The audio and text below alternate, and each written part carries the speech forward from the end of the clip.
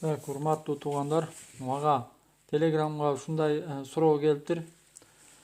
Телефонумдагы Trust Wallet кошелекту башка телефонго кантип котором? Башка телефон алайын дедим эле дейт да. Так, ушул суроого мен азыр жооп берем. Так.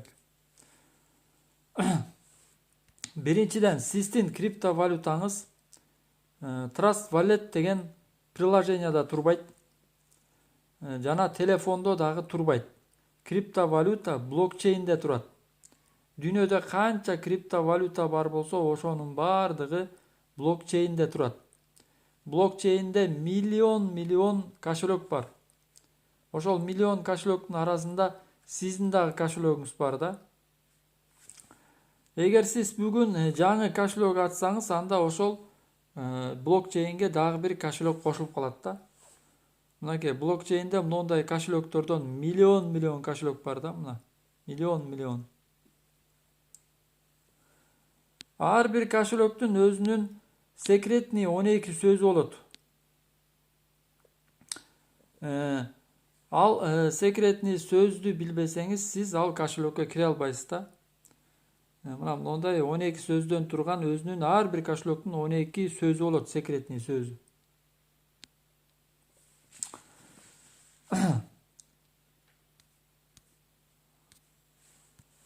Trust Wallet кошелек деп коет, бирок кошелек деп аталганы менен бул кошелек эмес, бул просто приложение.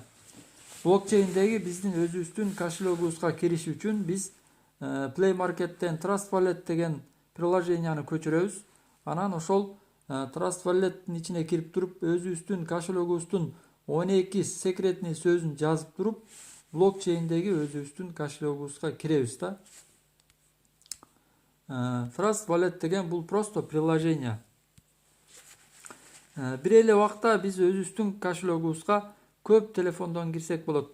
Анткени криптовалюта телефондо турбайт, криптовалюта блокчейнде турат. Блокчейн. Так. Сиздер сурап атасыздар, эски телефондогу Trust Wallet кошелекту жаңы телефонго кантип көчүрөм деп. Эгер көчүрүш үчүн сиздер эски телефондогу Trust Wallet деген приложенияны удалить этип салыңыздар, таптакыр жок кылып. Анан кийин жаңы телефондун Play Market'ine кирип туруп, Trust Wallet деген приложенияны көчүрөсүздөр. Көчүрүп туруп, анан кийин өзүңүздөрдүн Trust Wallet приложенияңыздарга кирип туруп, 12 өзүңүздөрдүн секретный 12 сөздү жазасыздар. Блокчейндеги кошелектин секретный 12 сөзүн жазып туруп, блокчейндеги өзүңүздөрдүн кошелегиңиздарга киресиздер. Бирок кошелекке киргенде сиздердин кошелегиңиздарда кандай криптовалюталар бар экендиги сразу эле көрүнүп калбайт. Ал көрүнүш үчүн биз ошол өзүбүздүн криптовалютабыздын смарт адресин коюшубуз керек да. Любой криптовалютанын өзүнүн смарт адреси болот.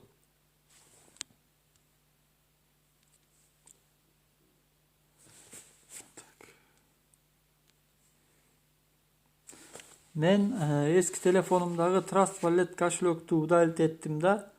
Жаңы телефонумдун Play Market'ine кирип туруп, Trust Wallet деген приложенияны көчүрдүм. Trust Wallet деген приложенияны көчүрүп туруп, өзүмдүн секретный 12 сөзүмдү жазып туруп, блокчейндеги өзүмдүн кошелегиме кирдим мына. Менин кошелегимде 679 MCN coin бар болчу, бирок эмнегедир менин көзүмө көрүнбөйт. Аны табыш үчүн мен ошол MCN coin'дун смарт адресин коюшум керек менчи. Любой криптовалютанын өзүнүн смарт адреси бар да. Кантип коебуз? Мынакей могу жерде, мына көрдүңүздөрбү? Добавить токени деп жазылып турат мына могу жерде, көрдүңүзбү? Ушул добавить токени деген жазууну басабыз. Эң өйдө жагына англисче MCN coin деп жазам. Эң ылдый жактагы добавить пользовательский токен деген кнопканы басам. Так. Эң өйдө жагында Ethereum деп жазылып турат. Мына могу жерде көрдүңөрбү? Ethereum деп. ушул жазууну басабыз. Эң өйдө жагында англисче BNB деп жазылып турат. Ошол BNB дегенди басабыз. Так. Эми мына адрес контракта деген жерди колубуз менен басып турсак, вставить деген жазуу чыкты. Ошол вставить деген жазууну басабыз. Мынакей, MCN коюндун смарт адреси ушундай да. Мына аягы 79 менен бүтөт, көрдүңөрбү? Мынакей. Так. Мен жана ушул MCN коюндун смарт адресин копировка кылгам. Азыр ушул жерге койдум. Эми сохранить деген кнопканы басабыз, көк кнопканы. Мынакей, көрдүңөрбү? 679 MCN деп көрүнүп калды. Эми назад деген кнопканы басабыз. Дагы назад. Дагы назад. Мына көрдүңөрбү? MCN көрүнүп калды. Мынакей. 679 деп турат, көрдүңөрбү? Биягында MCN деп жазылып турат.